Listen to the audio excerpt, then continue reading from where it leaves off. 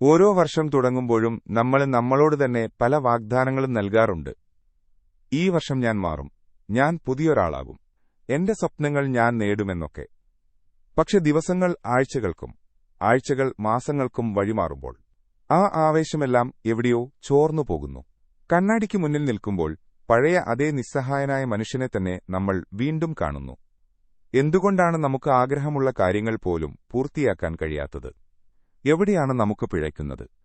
നമ്മുടെ ഉള്ളിലെ ഈ ചോദ്യങ്ങൾക്ക് ആയിരക്കണക്കിന് വർഷങ്ങൾക്ക് മുൻപ് ഭാരതം കണ്ട ഏറ്റവും വലിയ തന്ത്രജ്ഞനായ ആചാര്യ ചാണക്യന് കൃത്യമായ മറുപടിയുണ്ട്. അദ്ദേഹം പഠിപ്പിച്ചത് വെറും രാഷ്ട്രീയമല്ല, മറിച്ച് പരാജയപ്പെട്ടൊരു മനുഷ്യന് എങ്ങനെ വിജയത്തിന്റെ സിംഹാസനം കീഴടക്കാമെന്നാണ്. ആ പാഠങ്ങൾ ഇന്നത്തെ നമ്മുടെ ജീവിത സാഹചര്യങ്ങളിൽ എങ്ങനെ പ്രയോഗിക്കാം എന്ന് നമുക്ക് നോക്കാം. 1. വ്യക്തമായ ലക്ഷ്യം. ചാണക്യൻ പറയുമായിരുന്നു, ലക്ഷ്യമില്ലാത്തവന്റെ പ്രവൃത്തികൾ ഇരുട്ടത്തെറിയുന്ന കല്ലുപോലെയാണ്. നമ്മളിൽ ഭൂരിഭാഗം പേരും പരാജയപ്പെടുന്നത് കഠിനാധ്വാനം ചെയ്യാത്തതുകൊണ്ടല്ല, മറിച്ച് എന്തിനുവേണ്ടിയാണ് അധ്വാനിക്കുന്നത് എന്നതിൽ വ്യക്തതയില്ലാത്തതുകൊണ്ടാണ്. വെറുതെ എനിക്ക് വിജയിക്കണമെന്നോ എനിക്ക് നല്ല ശരീരം വേണമെന്നോ ആഗ്രഹിച്ചിട്ട് കാര്യമില്ല. അതൊരു സ്വപ്നം മാത്രമാണ്.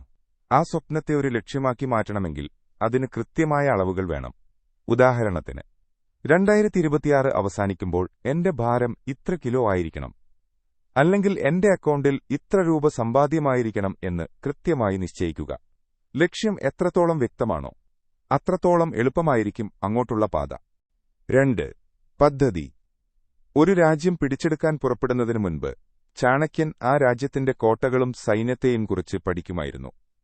അതുപോലെ നിങ്ങളുടെ ലക്ഷ്യത്തിലേക്കുള്ള യാത്രയിൽ നിങ്ങൾ എന്തൊക്കെ ചെയ്യണമെന്ന് മുൻകൂട്ടി തീരുമാനിക്കണം.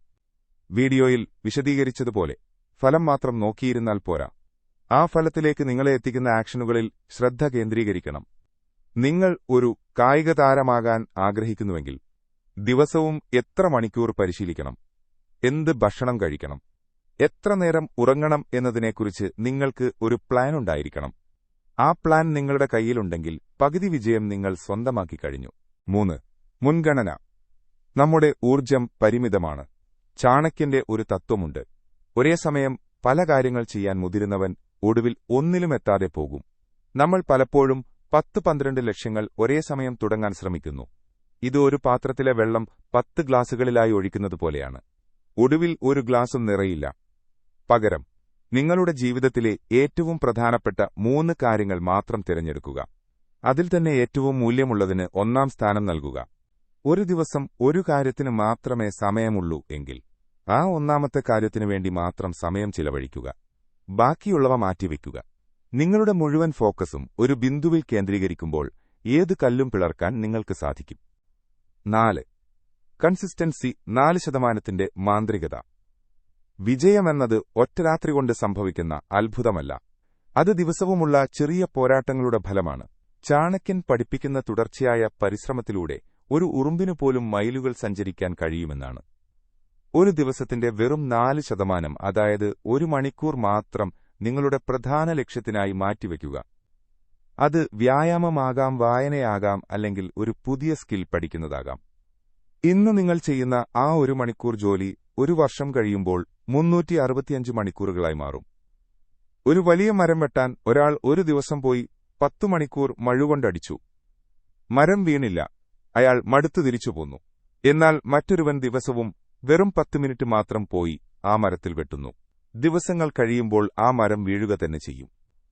ദിവസം മുഴുവൻ ഇരുന്ന് പഠിക്കുന്നതിനേക്കാൾ ഫലം നൽകുന്നത് ദിവസവും 1 മണിക്കൂർ വീതം മുടങ്ങാതെ പഠിക്കുന്നതാണ്. ചാണക്യൻ പറഞ്ഞതുപോലെയാ 4% സമയം, അതായത് 1 മണിക്കൂർ നിങ്ങൾ മുടങ്ങാതെ മാറ്റിവെച്ചാൽ അത് വലിയ മാറ്റങ്ങളുണ്ടാക്കും. 5.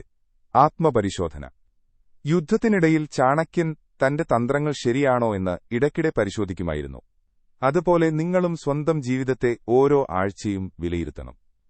കഴിഞ്ഞ 7 ദിവസങ്ങളിൽ ഞാൻ എന്റെ പ്ലാൻ അനുസരിച്ച് പ്രവർത്തിച്ചോ? എവിടെയാണ് എനിക്ക് പിഴച്ചത്? എവിടെയാണ് എനിക്ക് മെച്ചപ്പെടാൻ സാധിക്കുക? ഈ ചോദ്യങ്ങൾ നിങ്ങളോട് തന്നെ ചോദിക്കുക. തെറ്റുകൾ സംഭവിക്കുന്നത് സ്വാഭാവികമാണ്, പക്ഷേ ആ തെറ്റുകളിൽ നിന്ന് പഠിക്കാത്തതാണ് യഥാർത്ഥ പരാജയം. ഓരോ ആഴ്ചയും നിങ്ങളെത്തന്നെ ഒന്ന് ആത്മപരിശോധന ചെയ്യുക. ജീവിതം അലങ്കോലമായി കിടക്കുകയാണെങ്കിൽ, നിങ്ങൾക്കെവിടെ തുടങ്ങണമെന്നറിയില്ലെങ്കിൽ, ആദ്യം നിങ്ങളുടെ ശരീരത്തെയും മനസ്സിനെയും ശ്രദ്ധിക്കുക. ചാണക്യൻ വിശ്വസിച്ചിരുന്നത് സ്വയം നിയന്ത്രിക്കാൻ കഴിയുന്നവന് മാത്രമേ ലോകത്തെ നിയന്ത്രിക്കാൻ കഴിയൂ എന്നാണ്. അച്ചടക്കം എന്നത് ഒരു ശിക്ഷയല്ല, മറിച്ച് അത് നിങ്ങളോടുള്ള സ്നേഹമാണ്, നിങ്ങളുടെ സ്വപ്നങ്ങൾക്ക് നൽകുന്ന വിലയാണ്. ഈ നിമിഷം മുതൽ പഴയ പരാതികൾ മറന്ന് വ്യക്തമായ ലക്ഷ്യത്തോടെ മുന്നോട്ട് നീങ്ങുക. 2026 വെറുമൊരു വർഷമല്ല, അത് നിങ്ങളുടെ വിജയഗാഥയുടെ തുടക്കമാകട്ടെ.